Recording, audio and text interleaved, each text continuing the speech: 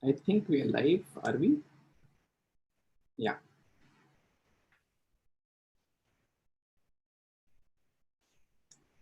So we are live now. I think we are live. Are we? Just a second. Yeah. Setting it up. So good evening, everyone. Yes, we are live. Thanks for joining us for this webinar on the Sunday afternoon. I'm Anu, and I have with me Dale Was, who is presently the CTO of Swiggy. There are quite a few people have already joined us. We'll wait a little longer and see more people to come.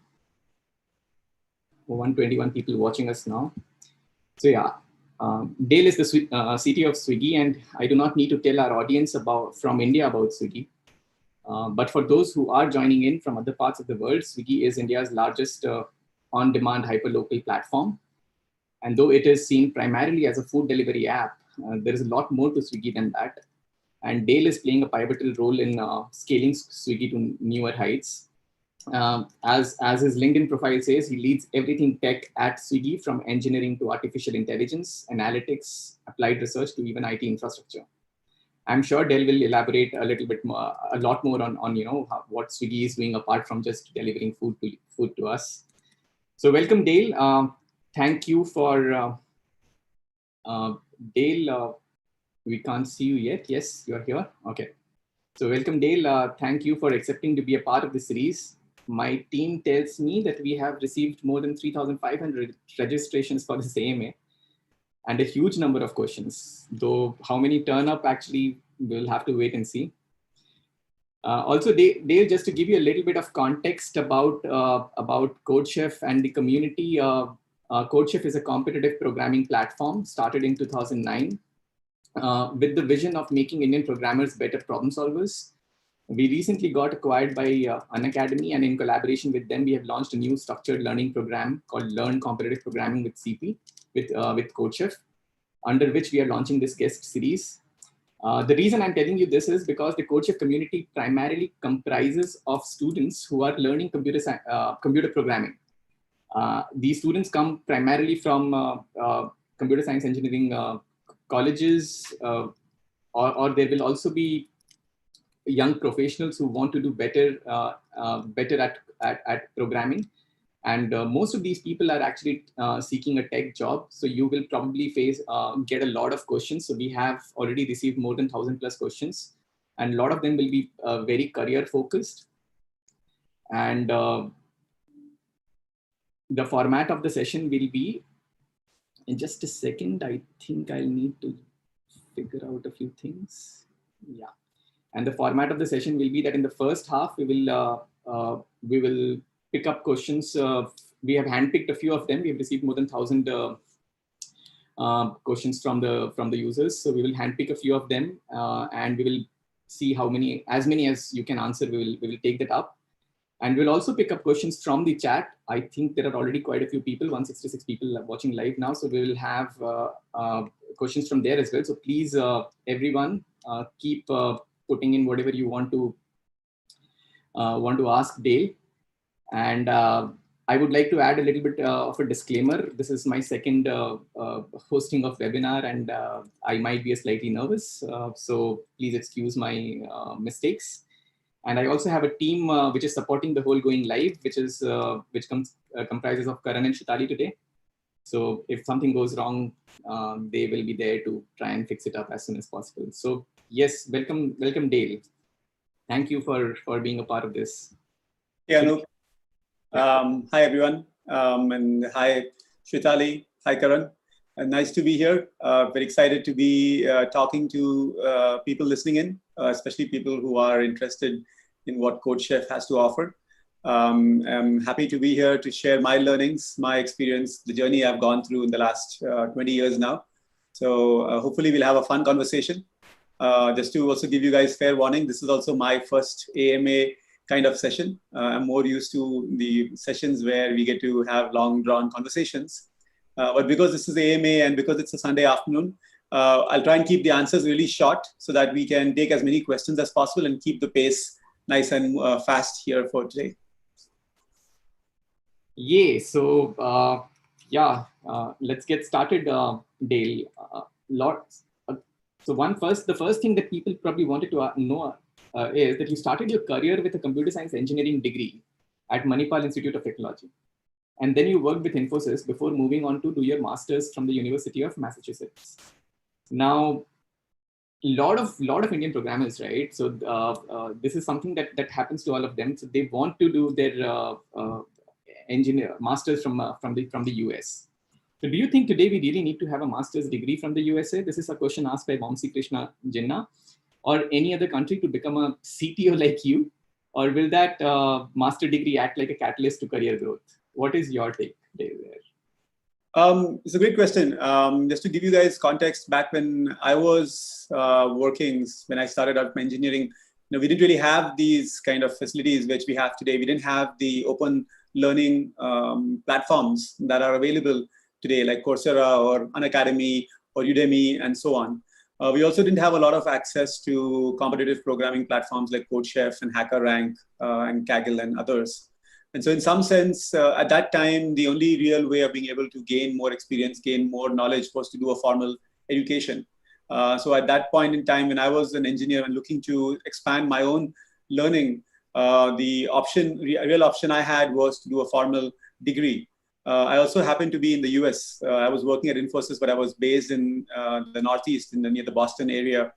So for me, at that point, working and studying in the US institution was more natural because I didn't have to then leave. So I was able to pick up the course in the US.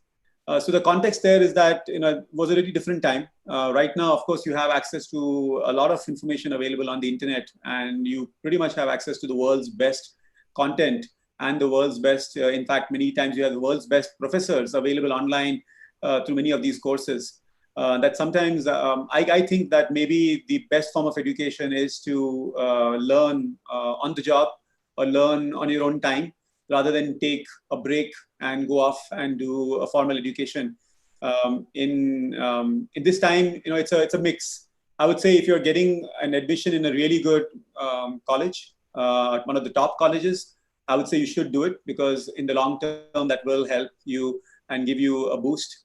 But if you're not getting that for any reason, then I would look at kind of learning on the job, trying to build your skills through some of the online platforms that you have today, and learn from the best. Look out for courses that are available from universities that you may not easily get access to, and then look at different classes and competitive programming exercises that you can do that you can just build up your knowledge without having to go and do a formal degree. Yeah, that's a pretty interesting thing that you say, Dale. A lot of people, even today, there's this big American dream, right? I think a lot of people want to do that. Though things are changing now, especially the given pandemic situation and the visa things that are happening in the US. So yeah, going to US is probably not the only solution, Vamsi. There are a lot of online material available these days. There are already a lot of questions. I'm also seeing a lot of the colleges themselves go online in a big way. Many of these universities, which previously used to only focus on giving an in-person education, are now providing completely online degrees. So you're also seeing the other way around, where universities are realizing that they need to reach to students wherever they are, rather than force people to take a break from work and go and travel to the US. Now you can get a degree, you can get a full degree sitting at home in your country of choice. But at the same time, get the same degree from some of these colleges. So I think both students are starting to understand that you don't really have to take a break. At the same time, even universities are understanding that they need to also change with the times and come online as soon as possible. So I'm tempted to ask my own question here, Dale, as a follow-up to that. Are degrees, online degrees, as recognized as the other the actual degrees from the colleges or the offline ones? I would say yes, if you're doing it from a degree that is actually accredited by the university. There are degrees that some of, there are a lot of, unfortunately, a lot of scams out there. There are a lot of these companies that try to claim that they're giving you a degree, but those degrees are not really actually the same level of quality and rigor as you would get from a formal college. So when you're looking for an online degree, you should look for degrees that are accredited. There are degrees that actually you have these associations in the US that formally verify that the quality of the degree is meeting the same as an in-person degree. And so if you do that on the degree certificate, there's no difference that indicates that you've done it online. In fact, when you do graduate, even from an online degree, you carry the same certification as you would get if you were doing an in-person certification. The courses are the same, the classes, the recorded videos are the same, the class work is the same. So it makes no difference at some point if you're doing it from a college that provides a very formal online degree. Right, right. So the idea is to choose the one from a good accredited one. Yeah, Chinmay asks me the next, asks us the next question. I think this is a interesting one that a lot of people would like to know. So when you started, you did your engineering here in Manipal, and then you went to join Infosys, and from there, after your masters, you joined Amazon and were a director there, and then coming back to India and then CTO at Swiggy.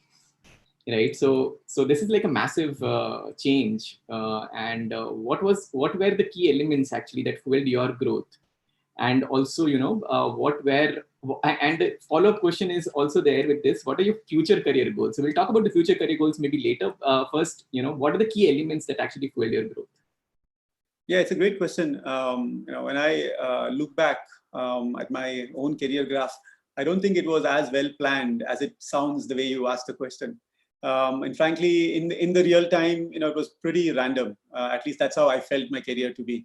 And I think that's an important point, that very often we underestimate the amount of progress we can make in the long term, and we overestimate the progress we can make in the short term. What that means is, in the short term, we are always looking for something that we can do very quickly that can actually feel meaningful, feel large for us, while we forget to focus on longer term activities that can actually help us build a great career. So if I look back at my own journey, I think there were the underlying theme that was really long-term for me was my own focus on my own personal learning. No matter what point in my own career, I was always focused on trying to pick up new technologies, focused on picking up new domains. So I started out with Infosys, with essentially writing programs for the mainframe back in the day. And some of you may remember programs like COBOL and even other languages that you may not even have heard of, which were purely mainframe-driven programming languages.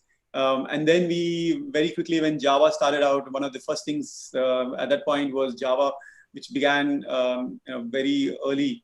And I was one of the first people in my team there to pick up Java and build Java applications for the mainframe. So we actually built Java applications that were running within a container in the mainframe. And kept kind of picking up new things. So for me, this constant thread of trying to learn, be curious, learn about new things was, I think, something that has helped me. If I look also at my transition from Infosys to Amazon, I moved to very different companies, moving from a software services company to a Amazon, which is a product company, also a very fast moving company. So again, there a lot of learning that I had to go through. But I was very curious about the domain. I spent a lot of time trying to understand how did Amazon build software services at scale, trying to understand how do teams are organized to be able to move fast, architectural patterns, and so on. So I think for me, the biggest thing that has helped me has been this learning trait. That's one big aspect. The second, I would say, is a little bit of taking risk. I think that's an important thing that especially the younger generation I see is really good at. People are very ambitious, people are very confident, very bold.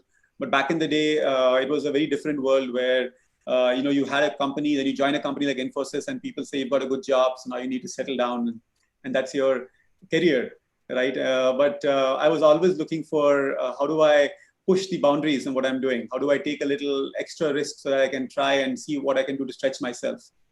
Even in Amazon, when I started, I was an individual contributor. I was working as a project manager.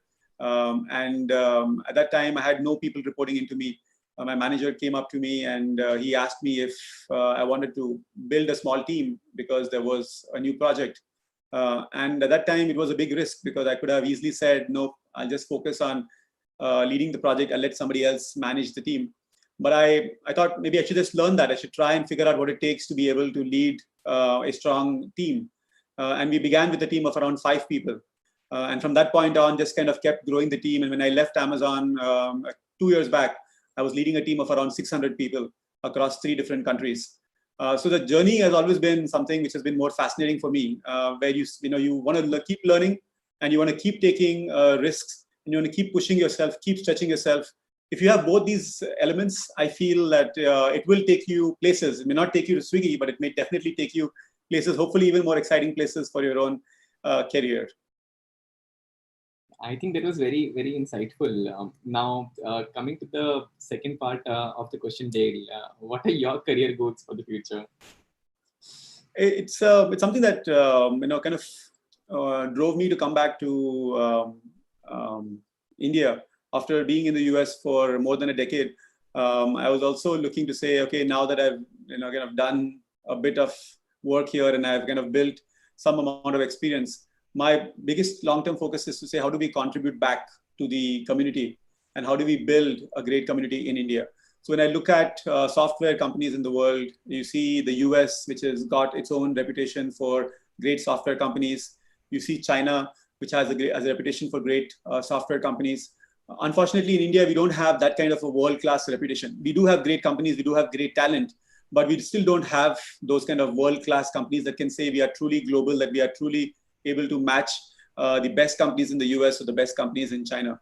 So one of my aspirations is to really say, how do we build our own version of a Silicon Valley where we too have this kind of environment where smart engineers can thrive, people can do very well, and we can build products not just for India, but for the world, and have them built out of India and have India be one of the super tech powerhouses of the future. So I'm just trying to see if I can contribute towards that. My long-term goal is to see how I can play a small role in that vision for India, to see how I can help shape the future of our ecosystem here so that we can build our own startup ecosystem for the world. That makes it very, what should I say? It's like a like a deja vu for us, because Courtship was started precisely for this one reason: the gap that exists between the Indian IT industry and the industry outside India. And one thing that we realized over a period of time when we started was, before we started as a part of DirectI, Courtship as a part of DirectI then, take any global programming competition and Indians will not be there in the top 10 or 20, right? So the idea was to nurture this problem solving ability and to try and, inculcate this as a habit and see what we can do, at least at the academic level. And what you are wanting to do is more at the industry level. So I think that's a great synergy there in a way. So yeah, it's amazing. Do you regret now that you have been here for 2.5 years? Do you think that was a wise decision? It's still a very small time. I'm sure there is a lot more to do. But how do you think? Are you in the right track based on whatever you decided back then in the US? It must not have been a very easy decision for you to leave the US and come back to India. Yeah, but I absolutely, I think one of the right decisions that I've done. It's been a fantastic ride. I'm actually completing 4 years now in India, and 2 years of which were with Amazon and 2 years with Swiggy. And it's been a great experience. Even with Swiggy over the last couple of years, it's just been amazing to come out of the Amazon bubble and actually immerse yourself with the real world startup ecosystem in India. We've been having a lot of interactions with startups. With Swiggy, we interact with startups, we interact with academia. We're also working to obviously hire a lot of great talent, and then also have these kind of interactions where we are meeting other people who are all contributing to the ecosystem. And I think my realization is that there's a huge amount of energy in India right now. There's a huge amount of enthusiasm within India, as well as great talent. I mean, we probably have one of the best techies in the world. If you look at overall any company you go, even in the US, you'll find Americans, Chinese, and Indians, like the top 3 groups in any big tech company. So we are right there in terms of our own talent, in terms of our caliber. And just seeing all of that talent and caliber now starting to focus more on India, where you're seeing a lot of these engineers starting to set up startups focused on solving India first problems, starting to focus now on consumer problems in India. I think it's amazing. Just 10 years back, the only option you had was to actually travel to the US, because that's where all the companies were being built. But now you have all these startups coming up. The funding is there. Some of the investors are also very keen of investing in India. So it's a great time to be a techie, and it's a great time to be a techie in India. And I think I'm actually fortunate to be placed here at this time, just to be able to see this transformation happen in a very close span of time.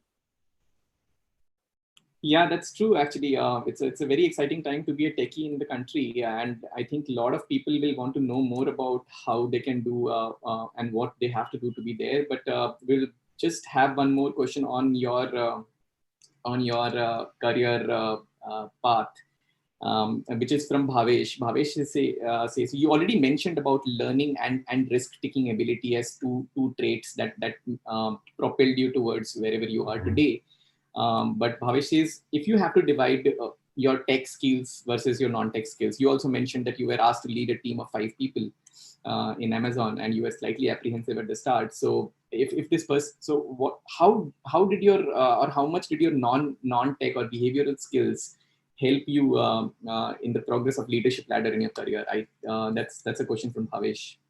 Yeah, it's a great question, and in fact. I think about it a lot, because even in my current role, I have to sometimes switch between being quite technical, deep dive, trying to review what the team is proposing, trying to do some detailed technical assessments. And then at the same time, I also have to switch where I'm now focusing more on leadership and trying to give people direction and give people vision and clarity on what they need to build. So you've got to balance both. And I think definitely to be a successful leader in any domain, you have to have both functional skills and leadership skills. I think that's given. But if I go back to my own career, when I began, I would say I started off with more focus on my functional skills and my technical skills. I think when you are early in the career, you really need to build a very solid foundation of strong technical skills. So if you are an engineer, you really need to focus on writing great code. You really need to focus on understanding how people are designing great platforms, great systems. You really need to look at different patterns that are existing across and try to catch as much as you can about technical knowledge, domains, software programming languages, and so on. And then as you progress through your career, as you start to now move from being a core engineer to now being somebody who's actually working across different teams, working maybe with a larger program, you start to now exercise more of your leadership qualities like influence. For example, if you have 5 engineers in your team and you want to be able to have convinced them to use your design, you are actually influencing them. Your design by itself may not be as great as much as the way in which you present your design, the way in which you actually showcase the benefits of your design. So in some sense, even an engineer working with an engineer is actually showing leadership, because in some cases, they are having to do influence. They are supposed to be able to show people direction. They are giving guidance. So leadership is actually something we do all the time. But I would definitely say that when you start, it's more technical, and building a very solid technical foundation is probably number one. And then as you start to grow through your career, getting into that next level is the way to go. So I have my own follow-up question on this, right? This is something that we have seen, especially in the IT industry and mostly in India. So those who are good individual contributors, those who are like great tech people, suddenly they are given the onus of managing a team. They become a tech lead or they become a team lead, right? And I think that's a there is no transition that happens probably, and or a few places these transition happens where you're actually taught. You did mention, yes, you need to influence people, you need to have those leadership skills, but where do you get them from? At least there is a engineering college which is teaching you engineering concepts there, right? But do you think that happens? Do you think people at Swiggy or people at Amazon actually get to go through this transition where they are handheld to learn these skills? Yeah, many companies do it in different ways. Some companies are a lot more, would say, mature in how they help transition of people from one role to another. And many of these companies actually have well-defined programs, and they also have some kind of a training or a ramp that you can go through to be able to learn new skills. In other cases, many of the learnings happen on the job.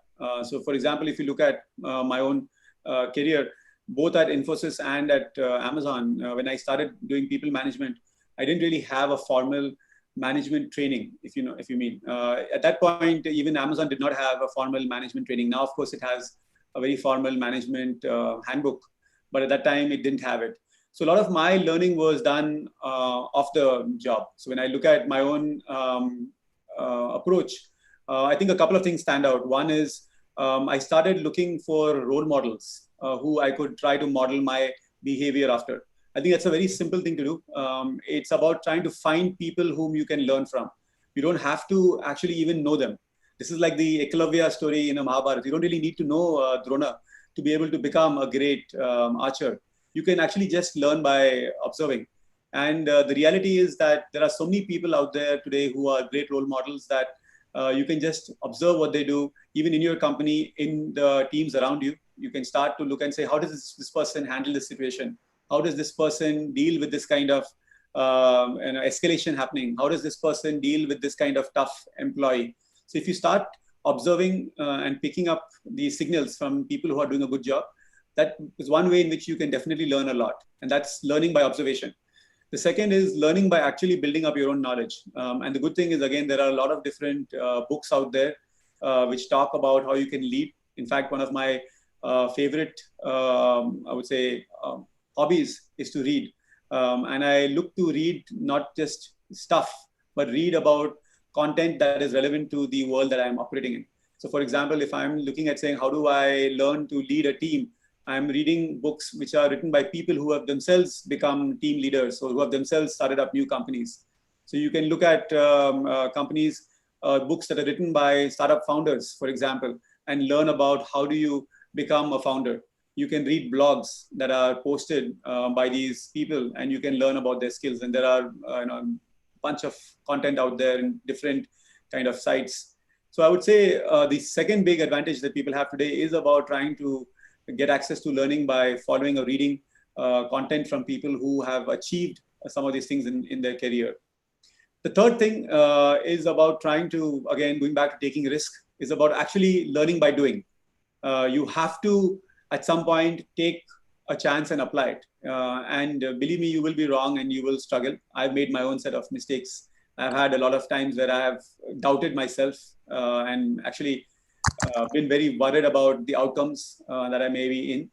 But I think the learning has been most when I have put myself out there and I've actually said, I need to learn by doing this thing. I need to actually lead a team. I need to actually go hire a person, or I need to actually write this piece of code so that I can see if it works or not. And until you do, you may not complete your learning cycle. So I think you want to find all these different avenues where you can pick them up. And for me, the combination of learning by observation, learning by reading, and learning by doing has really helped me pick up some of these skills. I think that's a very, very valuable advice, learning by observation and learning by reading, right? So quick question and quick answer from you, Dale. Your favorite, some of the books that you would like to recommend on top of your head, and your role models. Yeah, so I think on the startup ecosystem, for people who are looking to do startups, like from 0 to 1 by Peter Thiel is a good book that people should look at. Right now, I'm looking also at organization. The Culture Code is another book I'm reading right now, which is about how do you bring in the great culture within teams so that they can work together like units. For people starting out in terms of engineering and coding, back in the day, I remember reading the book called Code Complete. Code Complete is an amazing book for people who just want to learn about how do you write good code. It had some great points about structure and code formatting and how do you modularize your code and so on. I think Code Complete 2 also came out at some point, so maybe there are new versions of these books. And then, of course, I read a lot of blogs. I actually spend a lot of time reading technical blogs from companies that I like. So if you want to learn about new patterns, new technologies, a great place to start is to read blogs from companies like Uber, companies like Airbnb. There are companies like Twitter. So where they'll share a lot of good information about how they are building systems and how they're approaching high-scale problems. You also have case studies that you can read from sites like AWS or GCP, where they will also share some of the case studies that they have built working with different clients. So that's another great place for you to pick up information and learn from the best. I think that has been probably the best advice that people can get here in terms of the guidance. These are absolutely invaluable pieces of information. Reading tech blogs, right? That's something, and something that generally people don't know a lot about. Which blogs to look at. There is so much information out there in the world right now. So I think that will help a lot to the community. Apart from that, your role models, you skip that, Dale. Anyone you would like to probably name? I think I have role models for different aspects. I don't have one role model whom I follow. For example, when I look at leadership, I look at people like Satya Nadella, who has a lot of empathy. I think a great leader being able to balance both the IQ and the EQ together. When I look at people who have sheer risk-taking ability, I think of Elon Musk and how he is changing the world, probably single-handedly trying to change the world with his fearsome risk-taking ability. When I think about leaders who are able to see the future and actually execute very well, I think of Jeff Bezos and how he's been able to essentially redefine many business categories and take large long-term bets. So there are lots of different leaders who I would look at. I think what I would recommend in terms of role models is to find out what you want to improve upon. And most always, you don't find one person who may be able to give you all of that. You may want to find people who are experts in each of these areas. Either it's somebody who's really technically sharp and you can follow. For example, Martin Fowler is a great person to follow. Martin Fowler is like a god in programming languages. He's been doing this for a long time, and he writes a very good blog, the Martin Fowler blog. And you can read on his blog years and years of his contribution around thoughts, how you write technology, how do you write programs, how do you even think about teams, and now he thinks about organization structures and so on. So again, lots of great people out there whom you can follow for different aspects of what you think you want to pick up. This is again great piece of advice to all our users. I think Martin Fowler is someone whom I had read when I was doing coding. So yes, that those are like amazing pieces of information that everyone should make note of, especially the engineers who are wanting to do well in the engineering world. And there is generally this kind of digresses me, though I would like to come back to the thread that we were having. Digresses me to this whole question of software engineering versus competitive programming. Now, I am sure a lot of people are also asking here, so that's why I kind of took it up. Is there a versus there, Boz? How do you see competitive programming? I don't think it's a either or. I don't think it's a versus. I think competitive programming is almost like preparing for war, where you basically you are sharpening your skills. You are trying to become the best of the best by challenging yourself with people who may be as good as you or even better than you, right? So in any sport, in any activity, you can maintain a certain rhythm where you can improve and grow. But if you want to take your performance to the next level, you really have to start testing yourself with other people who are in the same sport. So just like a boxer can be great if they're boxing alone all day. But at some point, they really have to go and box with other people to see if they truly are a world champion or not. And similarly, competitive programming is about trying to put yourself out there to be able to see, do you really have it in you to be able to showcase your own skills? The good thing about competitive programming for me is actually it helps software engineering, because with competitive programming, one, of course, is you can show your worth. You can show how good you are. And the second, which is more important, is you can actually learn from it. I remember when I was an engineer, one of the big ways I used to learn was to actually read code. I would look at the code written by my seniors, the people in the team who had really good coding habit.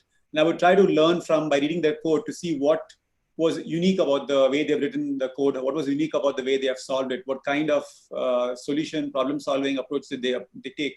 And so then that was like, for me, another way of being able to pick up new skills to help improve my own programming. So similarly with competitive programming, obviously you want to go in there and try to solve as many problems as you can, but you should also try to spend time trying to read and learn what the winners have done. What have they done? How have they approached to solve the problem solving, to see maybe you can pick up some tips by the way they have approached the algorithms or the way they have written the software for it. So definitely it helps you both sharpen your own skill. It also helps you learn and become a better software engineer in the long term.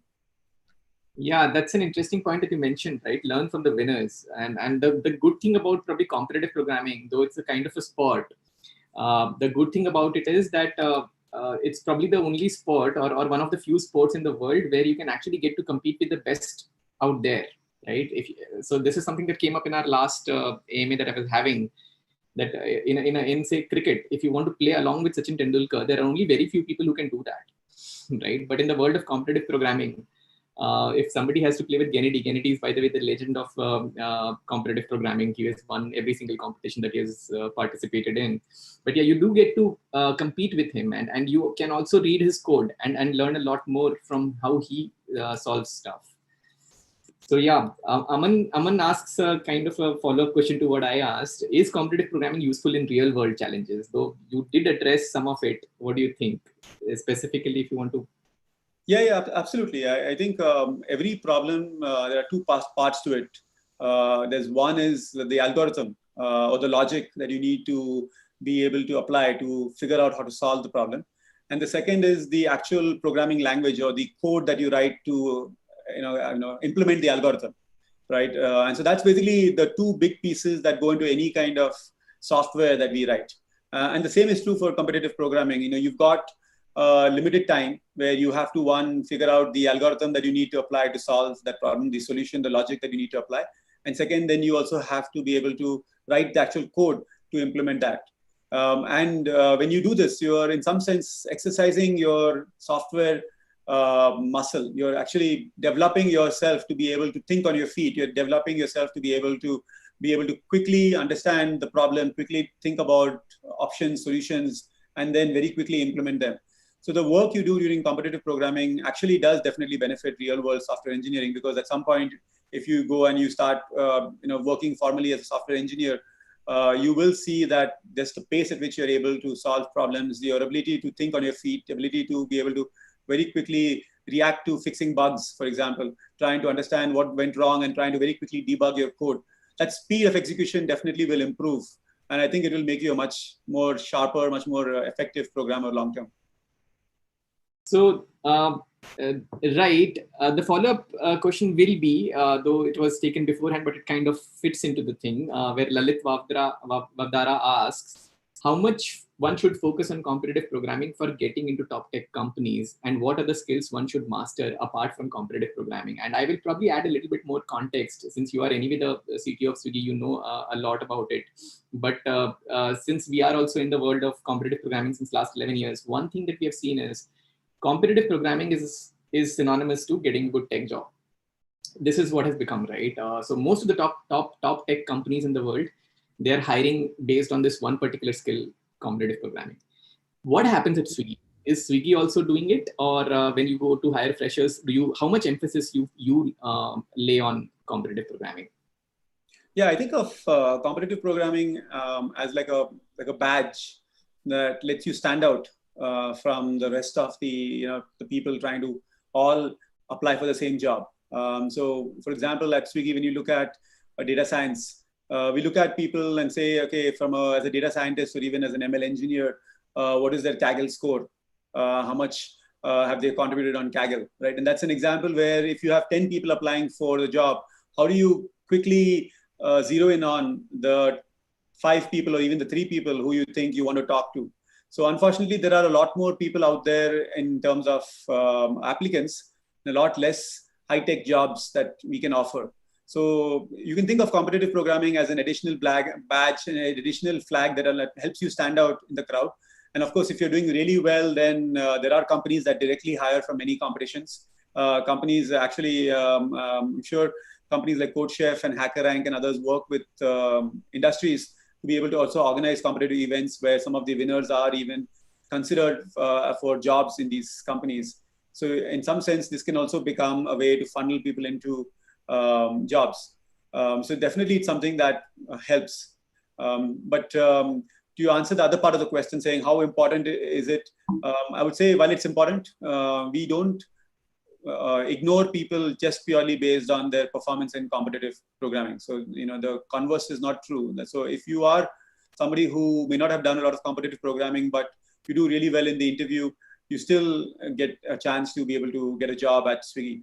So we do focus also on our interview process. At the same time, things like competitive programming or some of the extracurricular work that you are doing definitely helps give a little more weight to your background, your resume when you go through the interview process. Yeah, so there are a lot of people actually who are disgruntled by the fact that why is competitive programming preferred? Though we have answered it, you have mentioned it. Why software development is not highlighted? There are 40 to 45 subjects that we study when we do engineering, right? But why does competitive programming take away the entire cake? After all, we use programming, right, in software development. So that's probably a disgruntlement among a section of the community. And they keep asking this to me all the time. I think this is my context, right? Having hired more than now, maybe even with Amazon, with a 600 member team, and then with Swiggy now, I'm running a 400 plus member team. So you can say having led a team more than like 1,000 plus people in the last 10 plus years, I think the large takeaway is that while people study and do a lot of programming in college, there is a pretty big gap between what you learn in college versus what you need in a high-scale consumer company. You'll realize that the programming constructs and even the way you've programmed may not necessarily help you build applications that are expected to run at high scale. For example, some of our applications in Swiggy, we have services that are called 200,000 times per second. And for every time the service it actually does an ML model, that service has to respond within 100 milliseconds. So now when you're writing a service that has to perform a function and complete that within 100 milliseconds and do that 200,000 times per second, you have to basically be able to make sure that your code is the best in the best. And sometimes, unfortunately, our education system does not have the level of detail that is required for somebody to go out of engineering college and directly jump into a high-tech company. There is a definite gap in terms of the coding level that we see. And so when I think of competitive programming, I don't think of this as a reason to be disgruntled. I think of this as actually a stepping stone towards achieving your goals, where you've got a great solid foundation from college. And now to build on that foundation and to bridge the gap between college and industry, you can do things like competitive programming or even things like online courses, so that you can get closer to what the industry needs in terms of the programming skills that you have. Yeah, true. There's an interesting, fun question that Prasad Saraf asks you. As a CTO of the company, do you still code? Or if not, then do you miss coding? So I don't code. Frankly, there's just too much work that I don't have the time to code. But I do spend a lot of time doing reviews, and we do end up doing deep reviews. For example, just last year, when we were during our last Diwali time, we had a lot of challenges with some of the legacy infrastructure that we had at Swiggy. Some of you who may know, the app was very flaky, especially some of the customers here may have been quite angry with the fact that during Diwali, our app was not performing. That's because some of our old 5-year-old infrastructure had started to fail.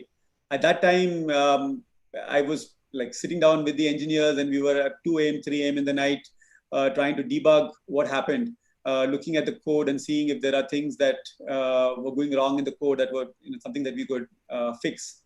So I do go as deep as I can and as deep as I want to when we need to. And sometimes when things go bad, things get broken, you have to go all the way down to the specific code, or all the way down to the specific metric alarm that is going off. And I do enjoy that when I have to. But then on a normal basis, I would say I just got too much of different things to do that I don't have the time to be able to do full-time coding.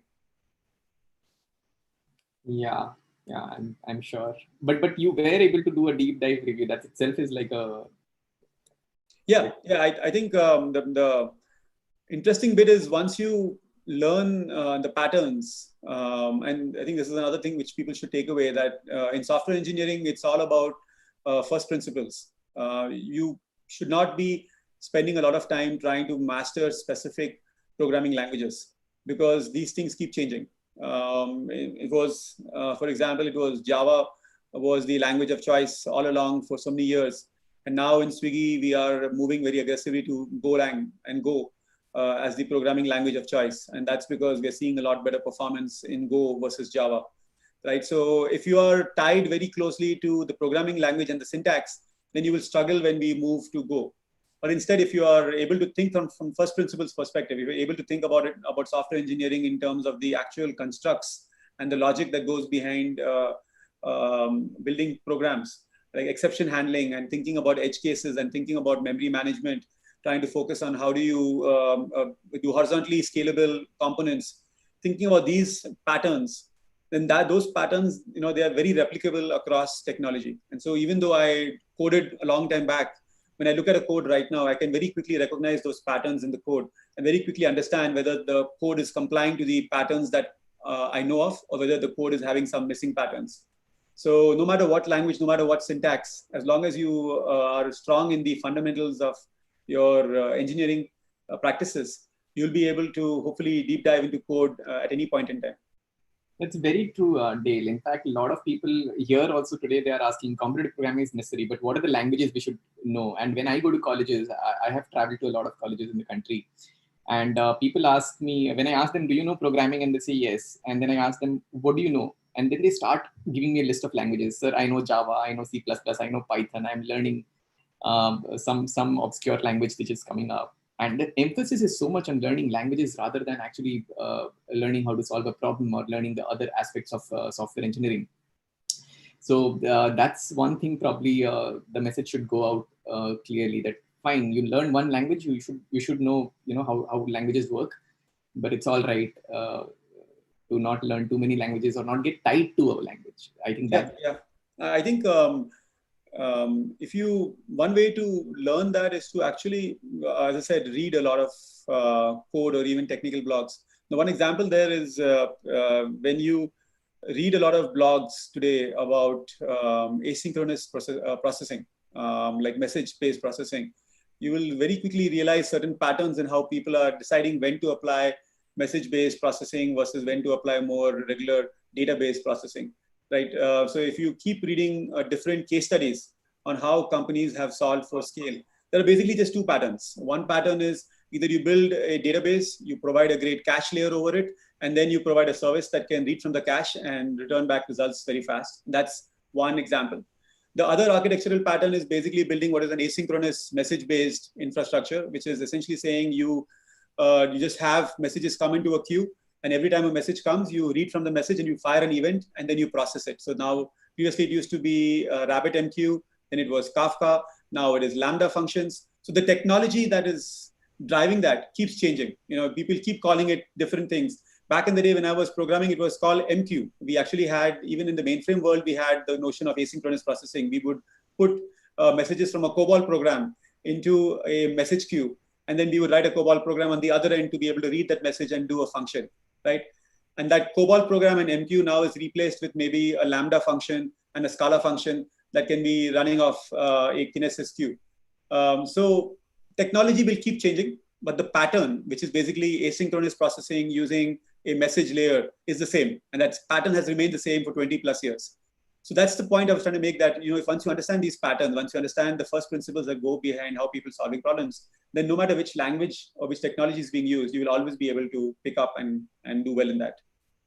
I think that was amazing, Dave. Probably we should have one dedicated session of yours teaching people about patterns. That will be so good for the community. So yeah, that was nice. Dale, a quick time check. We have 10 minutes left. Is there a hard stop at 5, or can we take a few more questions? There are a lot of questions actually coming in. Yeah, I can go on. Okay, great, awesome. So now coming back to your stint at Swiggy, right? The kind of problem that you're solving at Swiggy. I was watching another podcast of yours today before coming here, just to get an idea about you. So Swiggy is, as you mentioned there as well, right? It's not just about a food delivery app. The kind of problems that you're solving there. So what are the challenges basically that you faced as a CTO in the early days of Swiggy, especially when you moved from Amazon to Swiggy? And you did mention briefly that coming back from the ideal world of Amazon to an Indian startup culture at Swiggy, right? So would you like to highlight something about that? Yeah, so when I joined Swiggy 2 years back now, I think at that point, Swiggy was about 3 years old as a company. So again, a very young company, and was doing phenomenally well.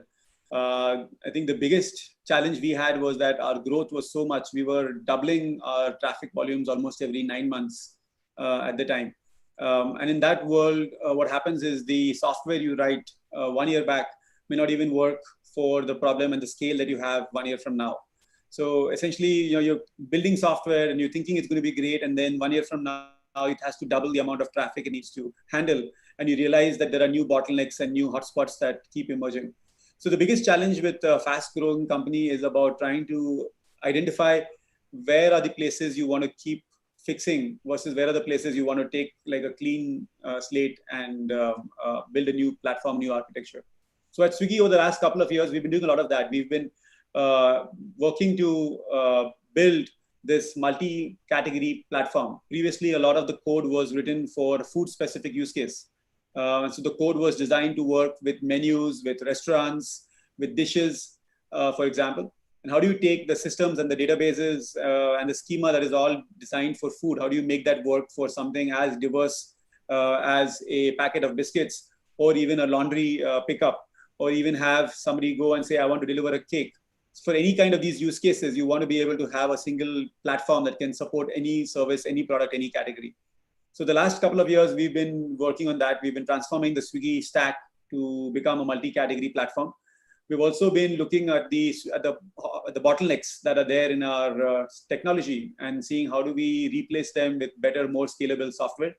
For example, when you look at your database layer, very often the database becomes the bottleneck because your database layer cannot scale horizontally, it scales vertically. So if you're, during our peak, when we see a large number of orders come in, the orders database gets a lot of load because we are trying to create new orders in real time, and there are lots of writes happening to that database.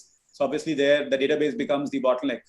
So now how do you go from having a database that does not scale to maybe having something that scales horizontally? So, looking at now NoSQL databases that can allow us to scale more efficiently horizontally. That's examples of stuff we're doing every day. It's a pretty fascinating job because every time we think we have solved the problem, then we see more traffic, we see more interesting business use cases. And then we keep going back to the drawing board and keep figuring out, okay, what do we do next? How do we keep optimizing our technology stack? Interesting. One very interesting question that has come up is not interesting. Actually, this is something that a lot of people want to know. Does Swiggy hire interns? Do they hire QA engineers? Is there any vacancy there? So, and how do people apply? How do they get an off-campus? I'm clubbing them together, right? How do they get an off-campus call from Swiggy if they have to get hired at Swiggy? Yeah, so we do hire.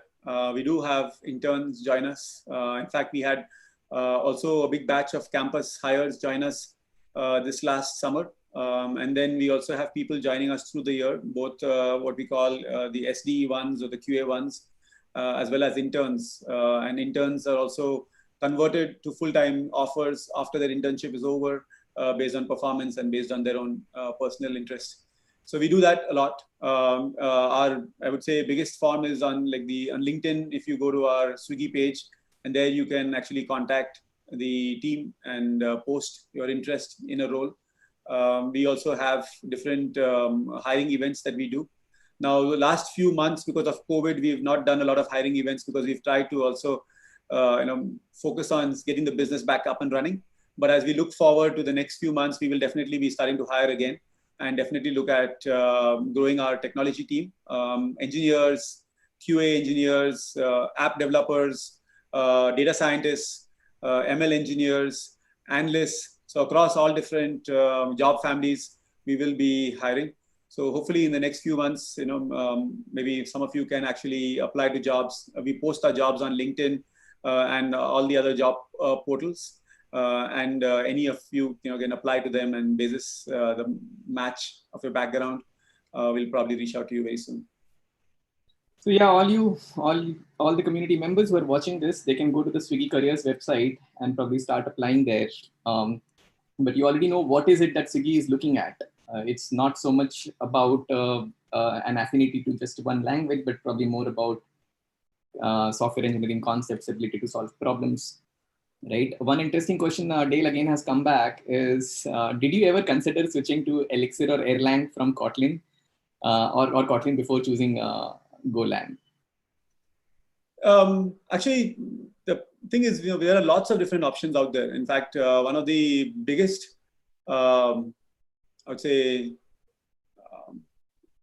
trying to figure out the right word, the biggest misconception, biggest myths people have is that a software programming language will solve a lot of problems for you, right? And so I have been in a lot of discussions, and this is even back when I was an engineer, I've been in a lot of discussions with engineers who've always pitched for the specific language that they believe is going to be great. And this is true, not even now with Kotlin, but even back in the day when C++ and Java was there, and then there was C, and people were figuring out, should I focus on C, C++, there was C#. And then over the course of time, we went from, now we're talking about Scala and Go, and figuring out what do we do, which one do we pick. We're talking about asynchronous processing versus synchronous processing, serverless programming versus regular server microservices architecture. So I would say the point is that don't worry about a programming choice as much as thinking about the larger aspect of what you want to do with it. Because sometimes while a certain programming choice may be great for that specific solution, there may be other considerations that may not make it as great a choice. So one of the things that we think about as a team is how easy will it be to be able to hire and train people in this new programming language, right? So when you think about Go, for example, right now, there's a lot of interest out there in the larger ecosystem in learning Go. And people are picking up the skill. We've also seen within our own engineers in Swiggy have been able to learn the language within a few weeks and have been able to build really optimized microservices within a few weeks. So just from a learnability perspective, we feel that Go is really something that works very well for us. Obviously, from a performance perspective, the footprint of the service and the performance characteristics are much better than what we see with traditional Java programming languages. The other thing we also look at is what kind of community support exists for these languages. So for example, if things were to go wrong or if we get stuck up, are there people out there who are actively supporting the development of this programming language? Are these languages going to be actively nurtured and developed by the community, or will we get stuck with a programming language that maybe 1 year from now nobody cares about? So a lot of different considerations. So when you're thinking about programming language, again, I would say don't get so caught up in saying this is the best programming language, because believe me, 2 years from now, you'll find even a better programming language that you may yourself, you say it's better. But think also about the larger question around thinking about how easy is it for people to learn that and people to develop it. What kind of development toolkits exist for that programming language? Are there IDEs out there that people can learn from? What kind of support exists in the community where are there people actively looking to build the programming language and so on? So lots of those considerations go into choosing a software language. Absolutely. So one fun question, quick, we will do 2 quick rapid fire questions, Dale. One is, when did you start coding? When did I start coding? Which age? Oh, I started coding maybe around 17. 17? Yeah, 17. College? So 11th. Oh, 11th. Yeah, sorry. Yeah. So your school did teach coding? So no, my brother was in computer science. He's elder to me for 5 years. So he was in engineering at that time. He had started his engineering computer science at that time. So he used to bring home these books basically on C programming. And I think one of the early days was where he started building these C programs where he would have the graphics, where he would show this ball bouncing across the screen. And I don't know if you guys, most of you are probably too young to know that, but back in the day when we used to program, even make a ball bounce on the screen was a big deal. So I remember walking into the room one day and he was writing this program and he would show this ball bouncing and the ball was changing color after every second.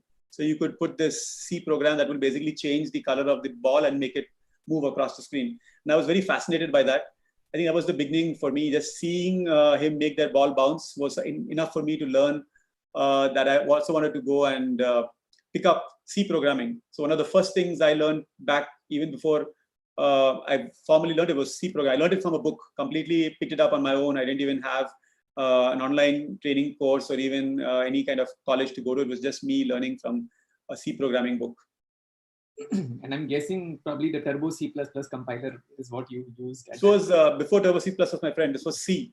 Turbo C, yeah. C++ was like the evolution of C, which came a few years later, which was with object-oriented programming and so on. C was basically modular programming, functional programming, and was pretty hardcore.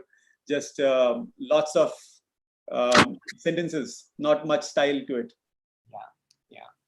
It's still, I still am very fond of the language. That was the first language that I learned. I think for people who haven't done C, I think with Java, a lot of the you may not remember, but C had this thing about memory allocation and pointers. And it was one of the biggest challenges for an engineer to learn how to work with pointers and how to make sure memory allocation errors are not happening. Java completely solved it by providing an inbuilt garbage collector and abstracting memory allocation.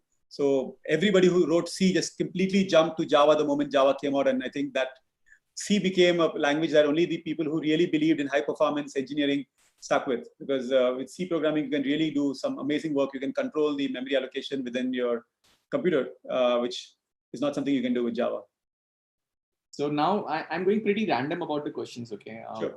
There are a lot of questions coming in.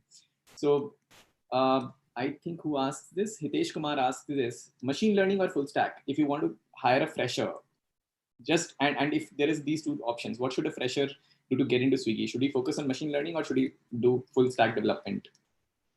I would do full stack development. I think full stack development will allow you to be able to do any kind of work tomorrow. Tomorrow, you may be able to use full stack development to build a product and even start your own startup. At the same time, tomorrow, you can use full stack development to actually learn ML on the side.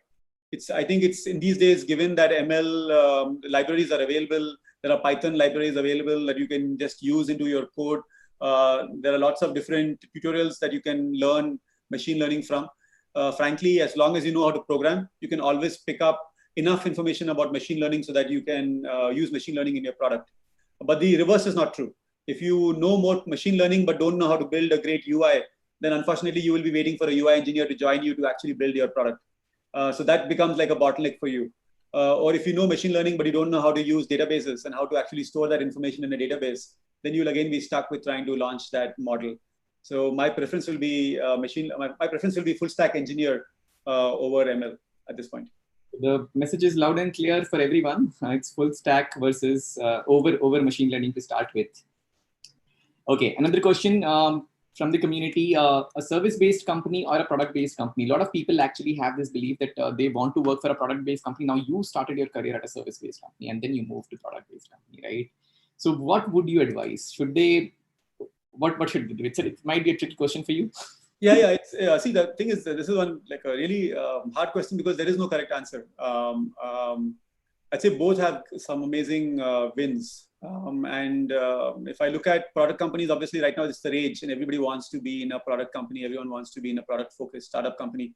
The advantage about product companies is as long as you're focusing on consumer problems, the ability for you to apply technology is pretty unlimited. You can be solving problems that require you to work for 10 million customers. So now you suddenly have to build applications and services and systems that can scale to 10 million customers on day one. That's a great learning experience.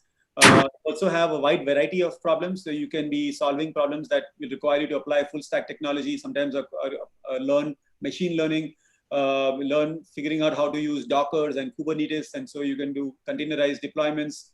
There's a whole space that you can be in terms of product development where the focus on technology is about how do you use technology to solve a problem. And there you get a lot more space to be able to choose the best technology that you can use. That's definitely one of the big benefits of product companies. On the other side, on service companies, my experience in Infosys is, I think when I look back, it gave me a great foundation in being able to think through structured software development. So a company like Infosys and many service companies there, they really focus a lot on the process of how you build software products. They really make sure that you think thoroughly through it because obviously you're working for a client. You don't want to make mistakes. Unlike a product company, you just can't have an issue and then roll back and quickly patch something. If something goes wrong with a client, there's a lot more long-term impact to the account that service companies have. So they're very careful, which means also that from a software engineering perspective, there's a lot of focus on quality, a lot of focus on getting it right the first time. So some of my basic concepts that I learned in software development methodology, I learned from Infosys, which I feel even today are very applicable.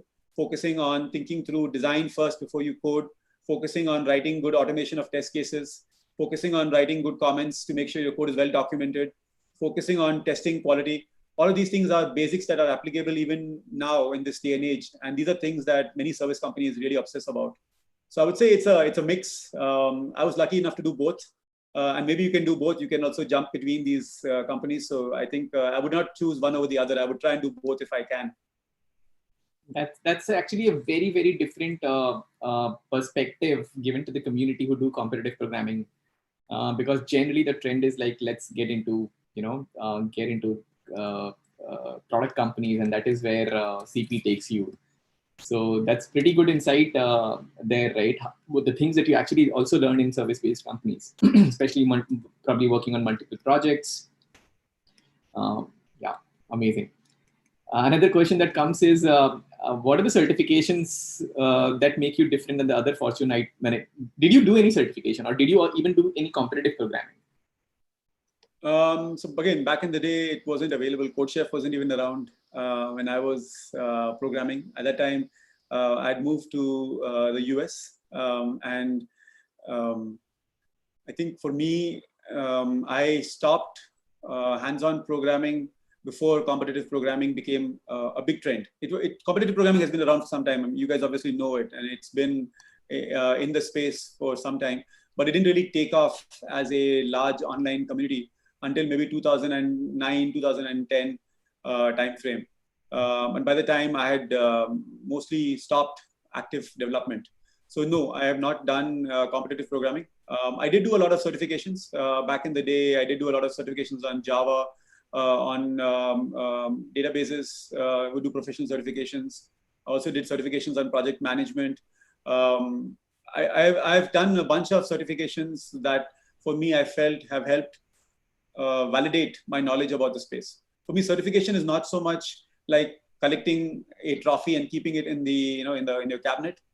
Certification is a way of being able to prove that you actually have gained enough knowledge that you can get a formal certification.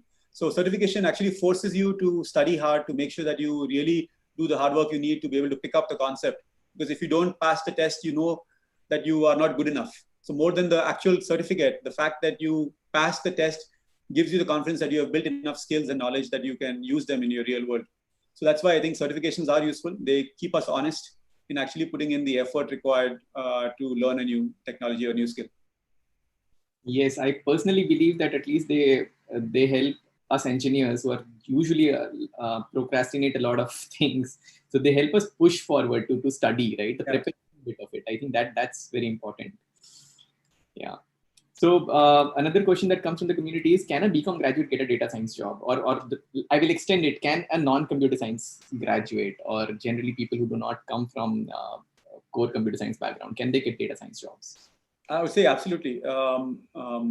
And again, it's common. I've seen this in places like the US, in Amazon, for example.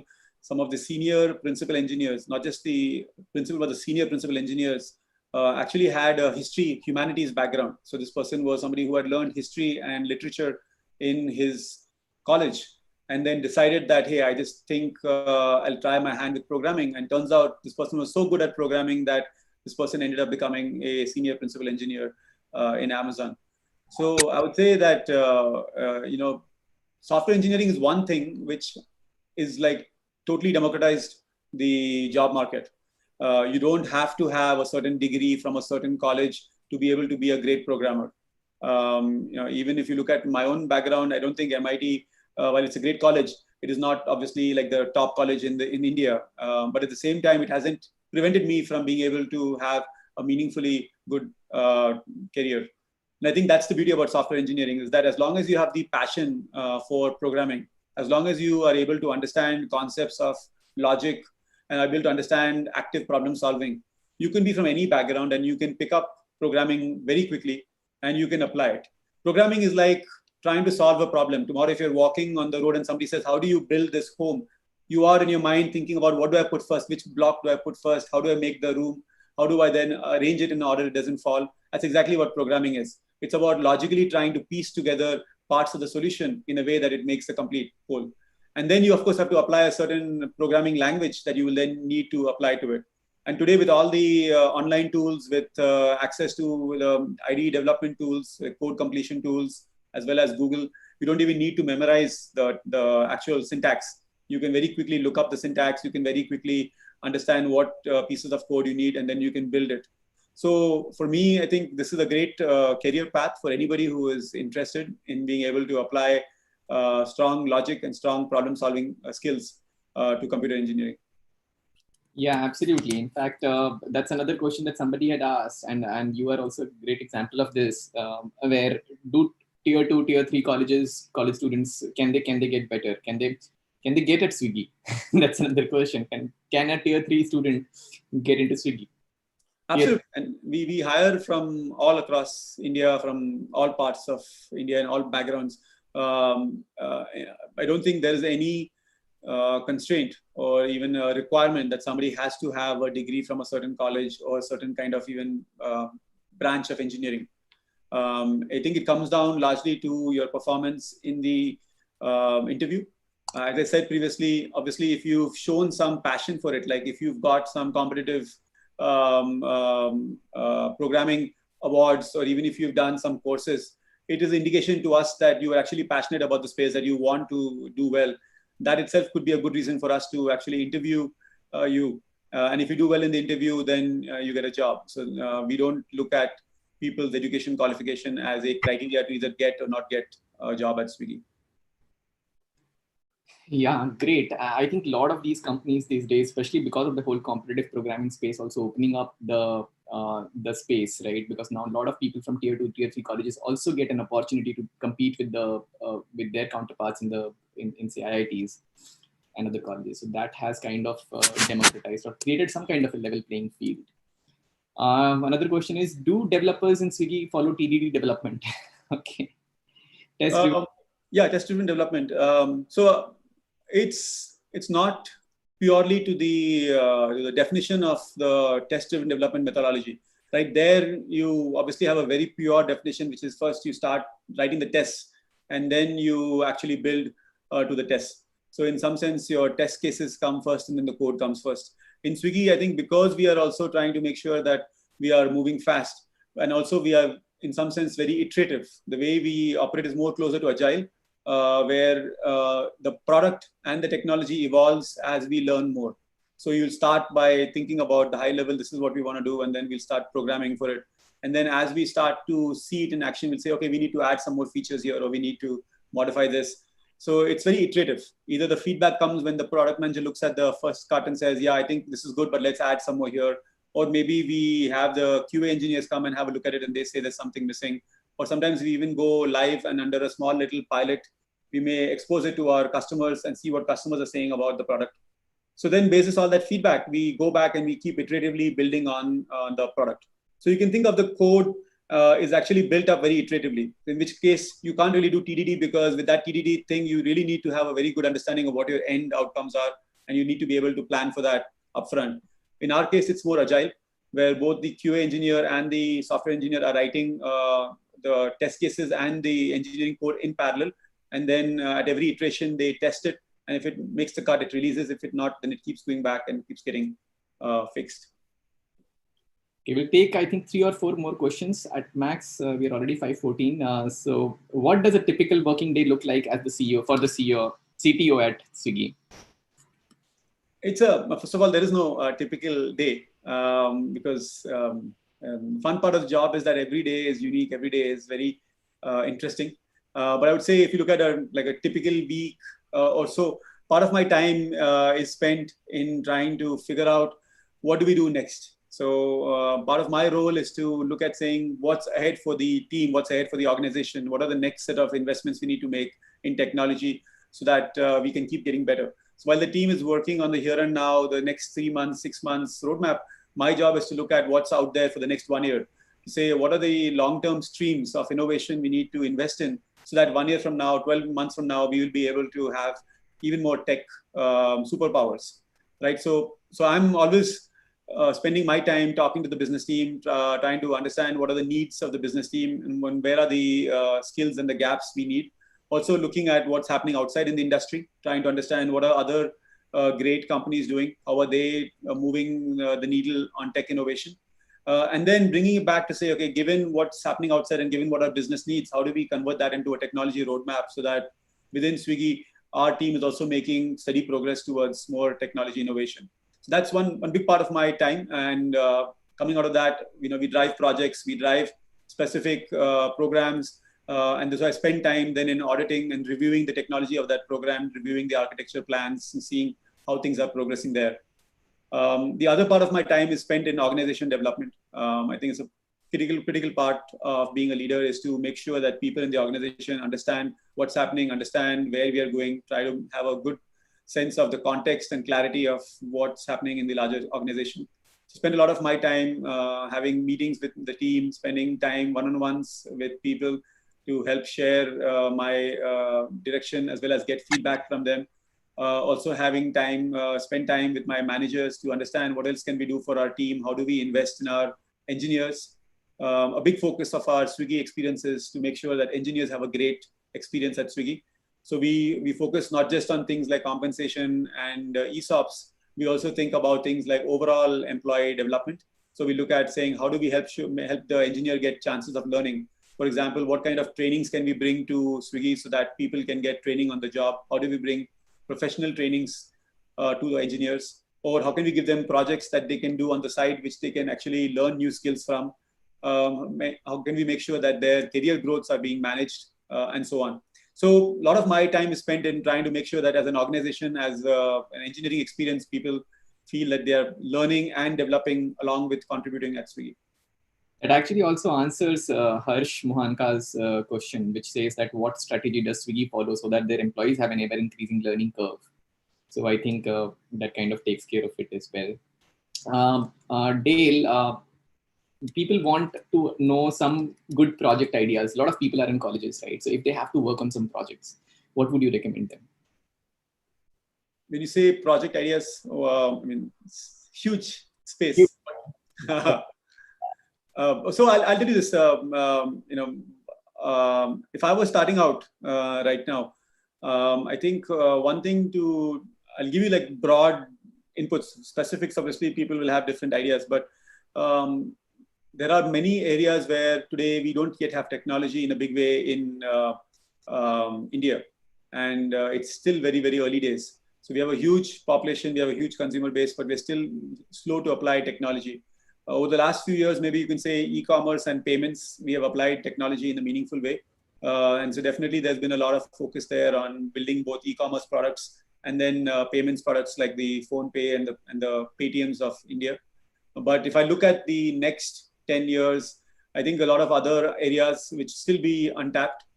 Think of healthcare. Healthcare tech is a big place where, as you think about the population and as the population itself is getting very conscious about growing fit.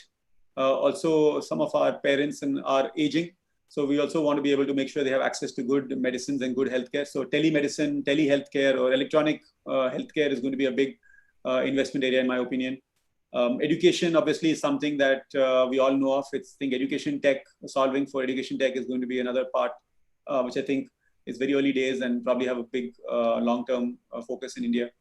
Agri-tech is another space where, as we think about how do we maximize the output from our own agriculture, how do we become a self-sufficient country, trying to bring technology into agriculture, trying to use devices like IoT and AI to be able to do advanced predictions and help our farmers and industry and supply chain.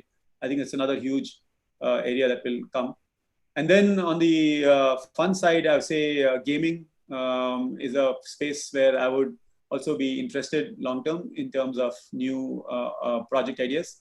I think Indians are just starting to actually recognize the power of being able to have online games. I was just hearing this yesterday that in China, on an average, users spend 2 hours every day playing games, 2 hours every single day. That's an average, right? So that's kind of the level of engagement there that people have with online games on their phones and devices. I think we're just seeing some of these things start in India, but I think in the long term, you'll also continue to see a lot of that happen. So those are some of the areas where I would say if you are new and you're looking for things to do next 10, 15 years, some areas to think about. Awesome. So I'm sure that is again a very insightful answer for a lot of people. They will get a lot of ideas there on what to work on. Apart from that, one thing that I had in mind, you said you had 400 engineers in Swiggy, right?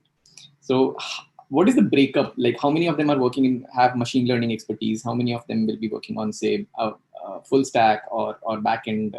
Is there a breakup kind of a thing? And Yeah, so it's a 400 tech team. It's not just 400 engineers, it's a 400 tech team, which is a collection of engineers. We have our quality engineers.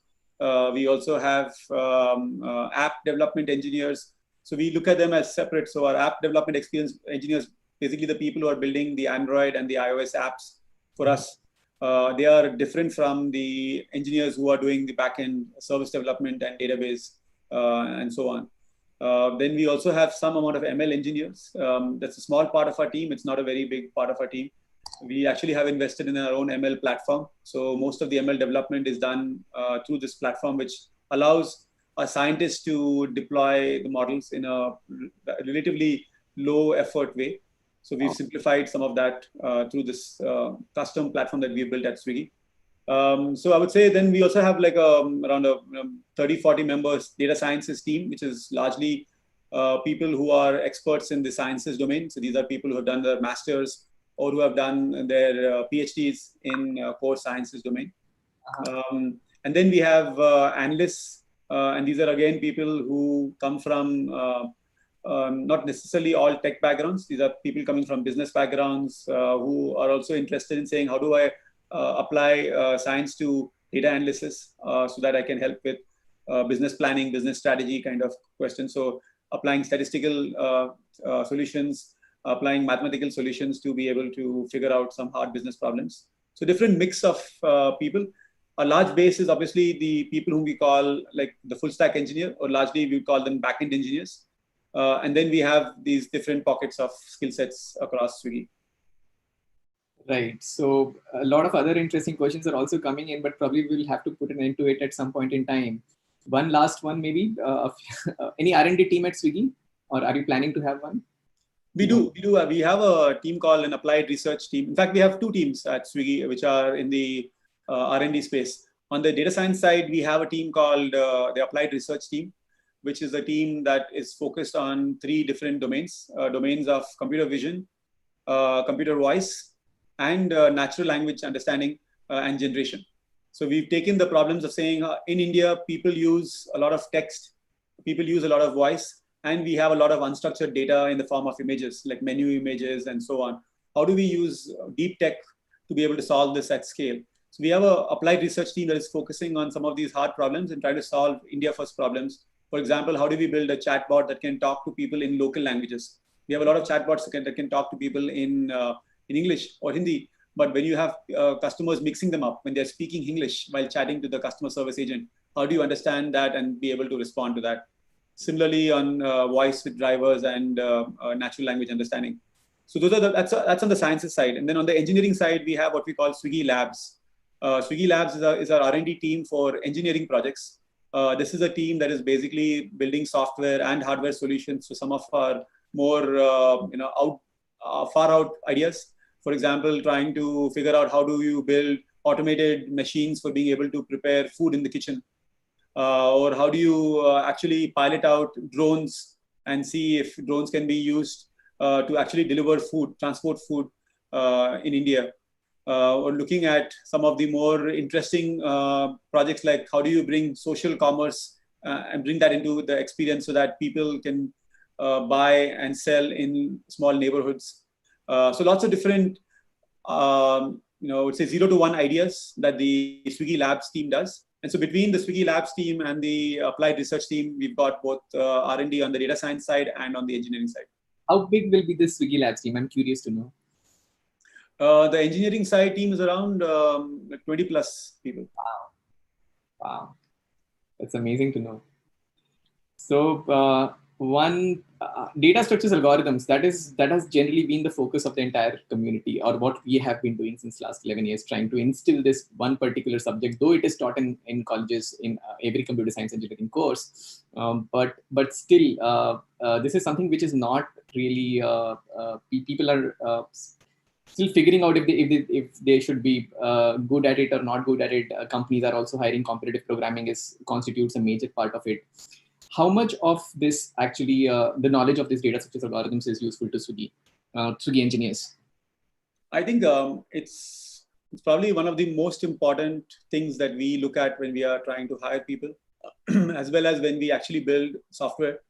The key thing, and I think this goes back to how we learn data sciences and algorithms. If I remember my own journey learning algorithms, the examples that were used to teach people the algorithms are so theoretical that people don't really appreciate the need for learning it, right? Why is a binary search algorithm relevant? What is a binary tree? Why should I even care about a depth first or a breadth first traversal? What does it mean? Like, this is just such a theoretical concept that most people get very, I would say, bored trying to learn this. And that's one big reason why people don't pick it up. At least for me, I remember not really putting a lot of focus for algorithms at the time I was studying in engineering. But what I've realized, and this is where places like competitive programming can help, is where when you actually go into the real world and when you're trying to solve problems at scale, a lot of these algorithms are what actually makes the difference between an application that can take 1,000 transactions per second to an application that can take 100,000 transactions per second. The difference in performance, the difference in ability to scale is actually where you are doing something more elegantly using algorithms. And so these algorithms are the foundation of what powers a lot of our Swiggy systems. It's actually the key reason why we are able to scale to this many customers without having big problems. If you look at some of our events, when we had IPL last year, we had this event where we said every time a 6 is hit in the game, we will give people 60% off. So there was this timed coupon. And so what people were doing was they were literally adding all the food to their cart and they were waiting for a 6 to be hit in the match. And so when Chris Gayle would hit a 6, people would rush to the Swiggy app and everybody would try to check out within 6 minutes. And so we'd see this massive spike on our traffic, but we were able to absorb that traffic and we were able to absorb that spike. And that's because a lot of the way in which we are working is using algorithms, which are basically making sure that the way our systems run is efficient. So I would say, if this is one thing people should take away, is definitely if you have to crack some of the best companies in the world, you have to get your knowledge of algorithms and data structures to be top class.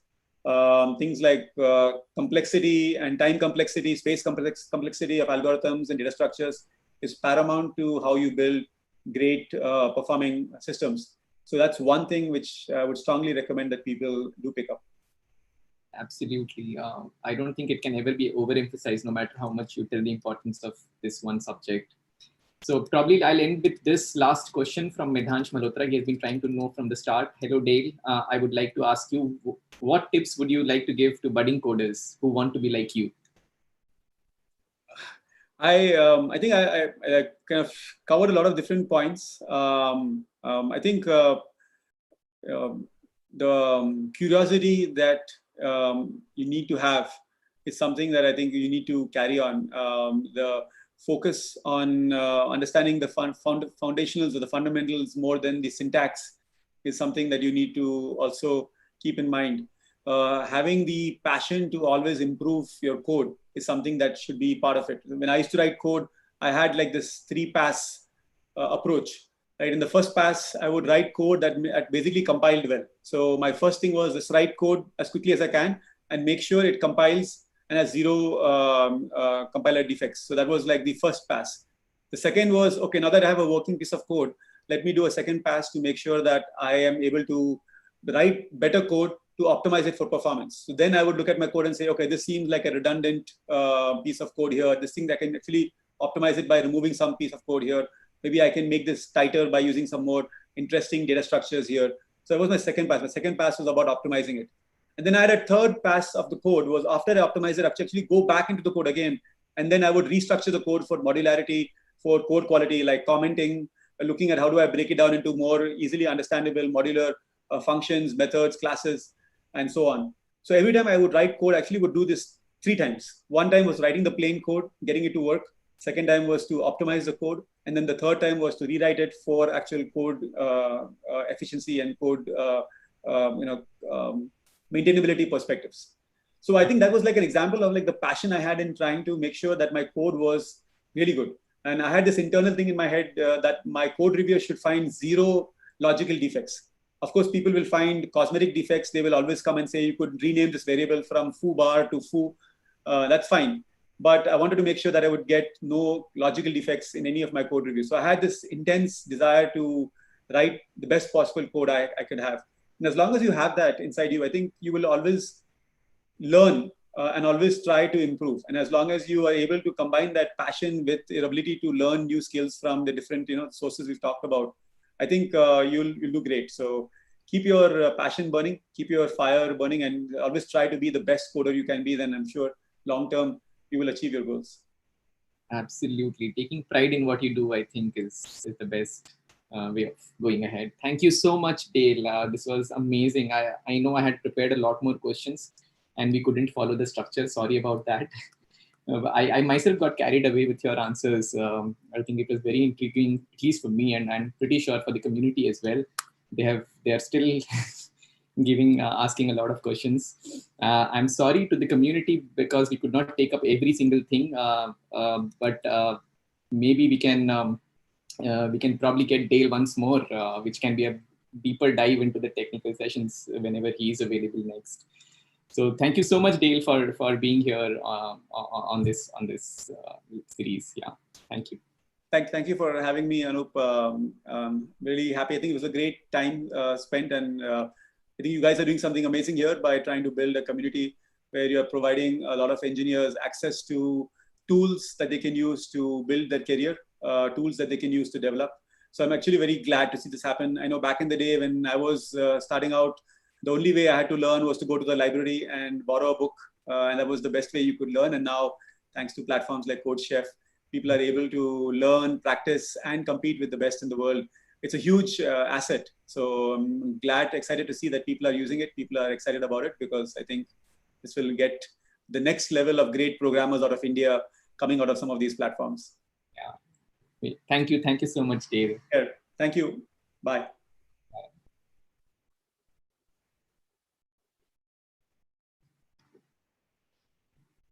So we have come to the end of the session. I think that was a very, very insightful talk with Dale. People, those who want to follow Dale, I think there were amazing insights that we got from Dale here, which even I learned today, right? So ask the Twitter handle. I'm so sorry I did not ask his Twitter handle. I can take some of your questions now if anybody has any question for me. I'll be happy to answer them. The biggest insight that we got from this session was, I think, the reading tech blogs. That's an amazing insight. We should read blogs, follow a role model, observe them and learn from them. So I think it was a learning experience for myself too.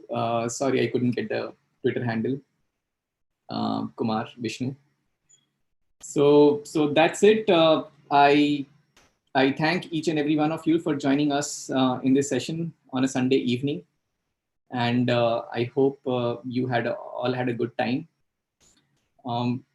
Thank you also for my team, to Karan and Shutali, for bringing it up. I think this was a nice effort put together. A lot of people did watch it. Please make playlist on C++, please. Harshit, sorry, won't be able to do that. Is it stuck? Okay.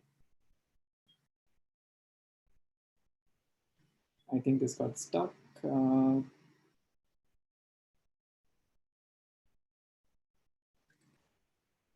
Not sure if this is working or not. Why being pretentious and boastful is often rewarded by the industry in CV. Karan, is this still live or are we stuck somewhere? It's working? Anup, you're still live. Yeah. Okay. So finally we heard Karan. Okay. So he's providing the support from the back end. He has been there for the entire session, him and Shutali. So yeah, I can take some of the questions. Does this have recording? Yes, this will be recorded. YouTube records by default everything that goes live. So don't worry, you can watch it again. Another question is, why being pretentious and boastful is often rewarded by the industry in CV? I don't know. I don't think you need to sell yourself at a certain degree, right? How will people shortlist if they don't know what you are good at? Unfortunately, it's a demand and supply problem is what I feel. Anything else? Vedant says, okay, code with Hari. Okay, I don't know what that is. Fine. Where can we get tech blogs, Atanu? Atanu, I think you just Google Uber tech blog. I think that should work. Or he gave, I think Dale mentioned about Uber blog. Swiggy may also have an engineering blog. He also did mention, let me just put it out. I did make some notes. He did talk about tech blogs from Airbnb, Twitter. So a lot of these companies, actually big companies, have a tech blog. So do listen to them. What do I do in CodeChef? I work with CodeChef. I lead. I manage the team, and yeah, that's it. I think that's all. It's already 5:36. I will take a leave. If there is any quick question, I can take it up. That's it. So anything else? Karan, Deepti, Shitali, you guys want me to mention to the community? Oh yeah. So this is a part of the learning part of the series called Learning Competitive Programming with CodeChef. It's a new learning program that we have launched. You will find the link in the description. The best people are going to teach there. People whom I know from the community who are very, very good at competitive programming. People who have gone to the ICPC World Finals. So they are going to take your sessions. While we are talking, actually, there are sessions going on the Unacademy platform. You will find the link there. There is also why competitive programming subscription so costly. It's unaffordable for the student. Lokesh, if you look at it, it's a 1-year subscription, right? One of the reasons why it has a cost, and that cost is because we are trying to get the best programmers in the community to come and teach, right? And give their time. Most of these programmers are actually hired by the FANG companies or the top companies in the world, where they are paid very much. So we want to make computer science education more affordable and more rewarding as well, right? So that's the reason we have approached them. We have tried to bring them together and create the best possible learning program out there.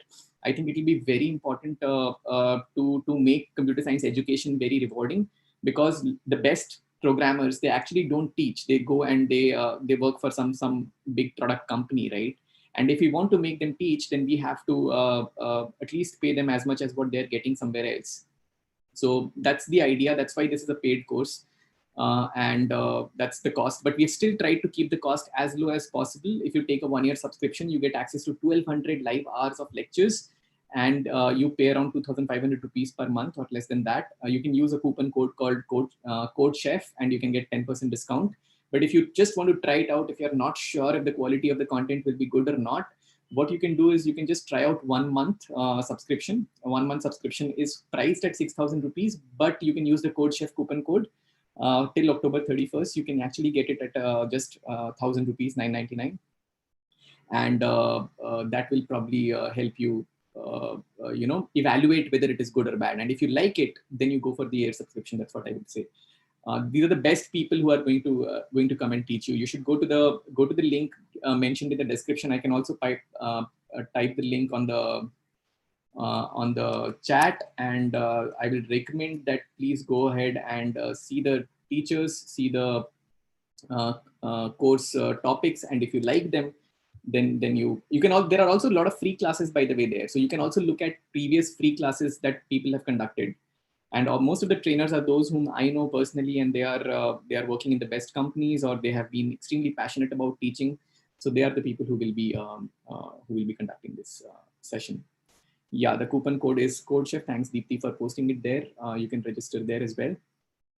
CodeChef only good for college guys or working professionals? CE asks this. CodeChef is good for anybody. I don't think we categorize ourselves to be for a certain section of crowd, though 80% of our crowd comes from colleges, but there are working professionals, there are college students, there are school students also on CodeChef. Whoever wants to do a competitive programming, they can do it. By the way, there is a session going on at 11 o'clock in the night. Radoslav will take that session. That's on YouTube, our another channel. We have another channel called Learn Competitive Programming with CodeChef. So he will be solving a problem from the lunchtime, one of the harder problems in lunchtime. Radoslav is pretty good at it, so please watch that channel if you that session if you want to.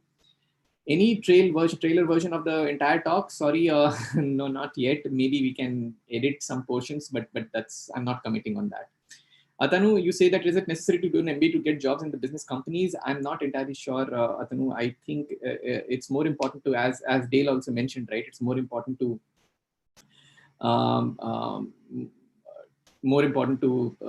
learn stuff than bother too much about a degree. So many things are already available, resources are already available on the internet. So yeah, but I'm not the business person actually, and I'm not in the business company, so I'm not the best person to answer this. I have 3 years experience in is it a good time to start CP? Any time is a good time to start CP, Jayesh. You need to find out why do you want to do it.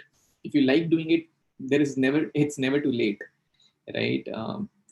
I don't know. I'm almost about to turn 40, and I started learning swimming. I learned driving 2 years ago. So I don't think there is any time which is too late. So Jayesh, if you like CP, yes, why not? Lot of 3 years people, 3 year and more experienced people actually do CP. Can somebody name the other YouTube channel? Yes, Gautam, the name of the other YouTube channel is, we recently started this channel around a month and a half ago now. It's called Learn Competitive Programming with CodeChef. Yeah, it has it had editorials of all the problems that we have on our contest. We are trying to put video editorials. Can we have Flipkart CEO as our next guest, Piyush? We will try. I'm not sure. I don't know him personally, neither does he. So maybe if you have any contacts, let us know, and we will also try and do that. We are starting a series, so let's see who else can we get. What are the valuable certification for DSA that can help you stand out in an interview for IT giant? Parth Prajapati. Parth, I don't know. There is a certification that CodeChef itself runs, which is called the CCDSA, the CodeChef certification in data structures algorithms. It is right now we are not conducting it because of the pandemic, the COVID situation. We used to conduct it. You can actually just search CodeChef certification in DSA and you can find about it. I think it's a pretty good certification where we conduct a test, and a lot of people have taken it up. A lot of people have cleared the exam, and they have gone ahead to get good jobs in the companies as well, internships and all of that. So that's there. Is CodeChef going to scale up hardware design language tutorials and competitive coding? Akshat Mathur. No, scale up hardware design language tutorials? Not really. That's not something that we have our focus on right now, Akshat. But yes, competitive coding, certainly. We are building a lot of video tutorials on competitive coding on our YouTube channel. We are also starting a learning program, which is there on Unacademy. So yes, we are now going to scale up a lot when it comes to competitive coding. We are going to build a lot of tutorials, a lot of good quality, high quality tutorials and lectures, and not just lectures. If you look at the learning program that we have launched recently, it also has practice problems for each topic that is taught live, and then there are dedicated teaching assistants on the discussion forum who are going to help you if you get stuck at doubts. And these teaching assistants are extremely passionate people who are very good at competitive programming themselves, and they will help you resolve doubts. So yes, we are going to scale up a lot of our efforts. I'm not able to do a cook-off second problem onwards. How can I improve other than practice? Ankush, that's a common problem that a lot of people face actually. What happens is, yes, you do get stuck at a certain level of problem. What you need to do is, after the competition, just go and read the editorials. It's very important. And after reading the editorials, upsolve the problem. By upsolving, what I mean is, we move the problems into the practice section, then try and solve the same problem after reading the editorial. Don't just think that if you have read the editorial, you have been able to understand everything. So once you read the editorial, please go back and solve the problem and submit in the practice section. Don't copy paste code from others. You can also read other people's code. By the way, on CodeChef, the code of every single person, every single submission is actually available. Manas Bhardwaj, you don't like me. I am kind of insulting and prejudiced. No problem. You don't need to like me. And that's perfectly fine. As long as you're learning on CodeChef and CodeChef is adding value to you, I think I'm happy. I'll be very happy. Namesh, you say, can you tell can you tell which skills we should gain or become an expert at DS, data science engineering? Not really.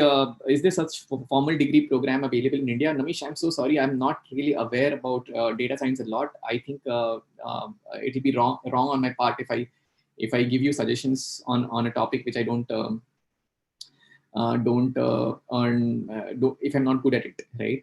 So Shriyam Tripathi says, how hard is it to earn CodeChef goodies? Shriyam, it is not very hard. Yes, it is not very easy as well. You need to, there are multiple ways in which you can earn goodies. Actually, what you can do is you can take part in our competition. If you come in the top 20, you get certain number of good laddus every day. So we have something called laddus.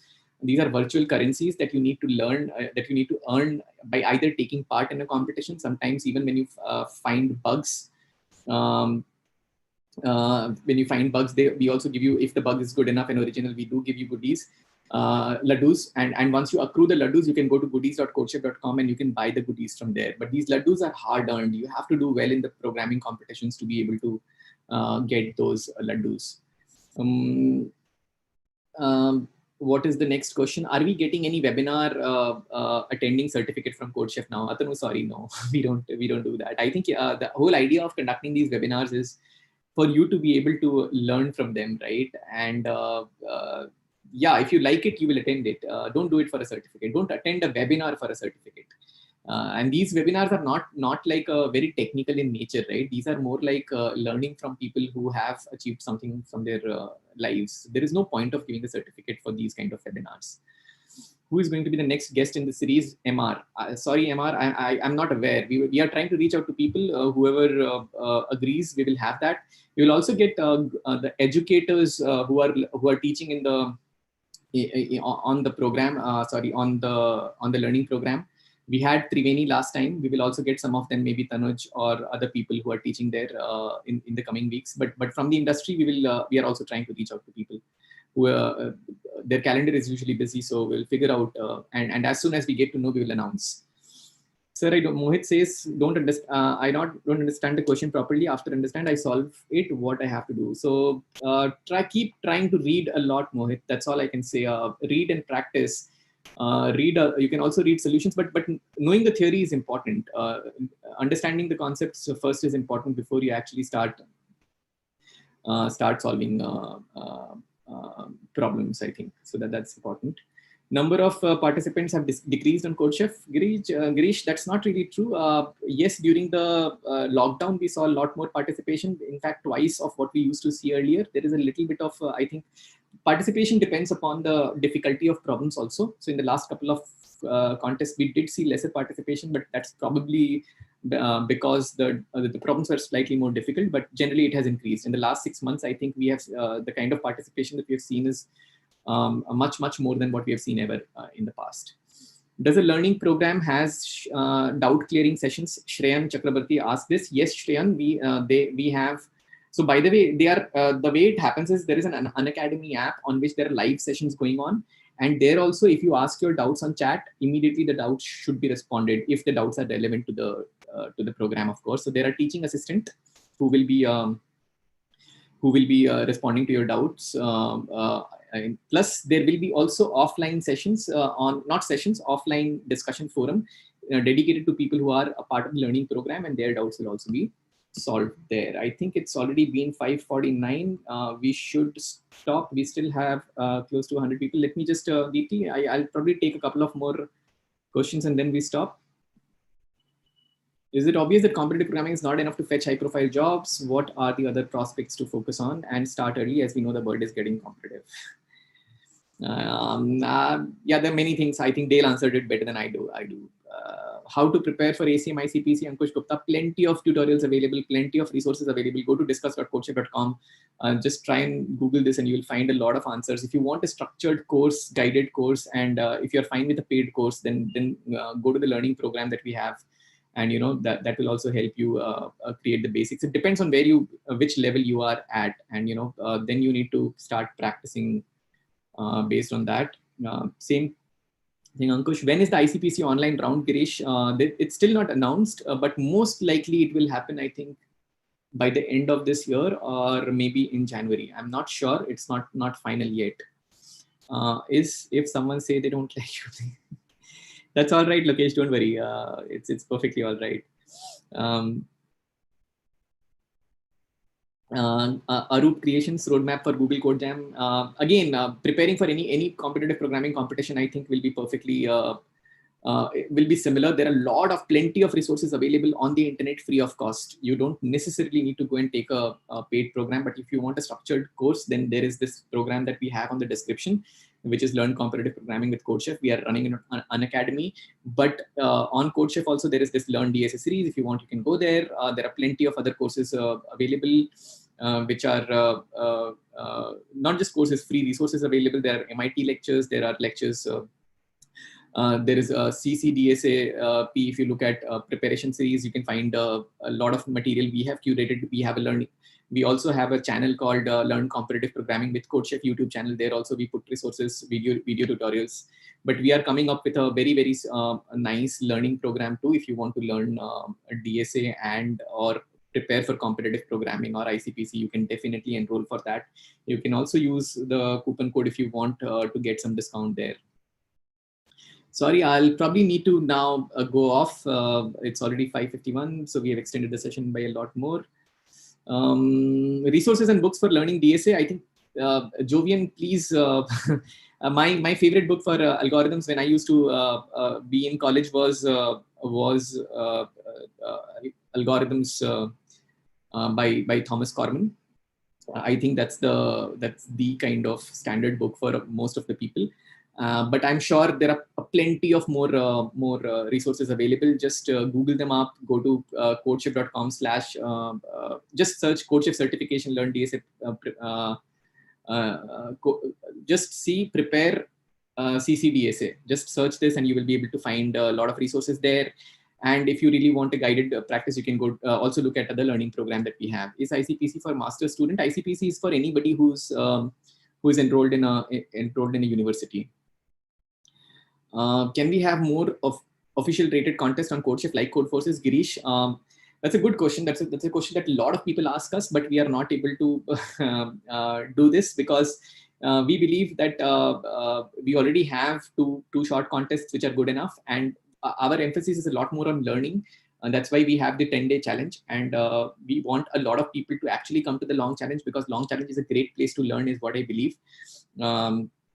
And long challenge is a place where people can actually upskill themselves and upgrade themselves. They can level up. So if you are able to solve 2 problems at the start and you are stuck at 3, because there are 10 days, there is no time pressure. So you can actually level up and go to the next one during the 10 days. So no, we don't intend to have a lot more rated contests. By the way, we do have a lot of other rated contests also. They're not very predictable, but they happen. A lot of colleges conduct external rated contests on our platform too. But yes, we will probably not have as many as what Codeforces has. But yeah, that's what it is. Is CCDSAP expert closed? Yes, we have kind of right now. CCDSAP itself is not happening because of the COVID situation. It's a proctored environment exam which happens because proctoring is very important. Hence, what we would want to do is launch it again, and when we launch it again, there will be no expert. So you are right, Gaurav. Shreya Gupta, how to apply as a code setter for CodeChef? I hope you mean problem setter. What you can do is you can go to codechef.com/problem setting, and you can read the guidelines there. And there are the options where you can, there is a form that you have to fill up by sending your problem ideas. There is an admin who looks into those ideas, and if they like the idea, then they reply to them. Unfortunately, that list is too long.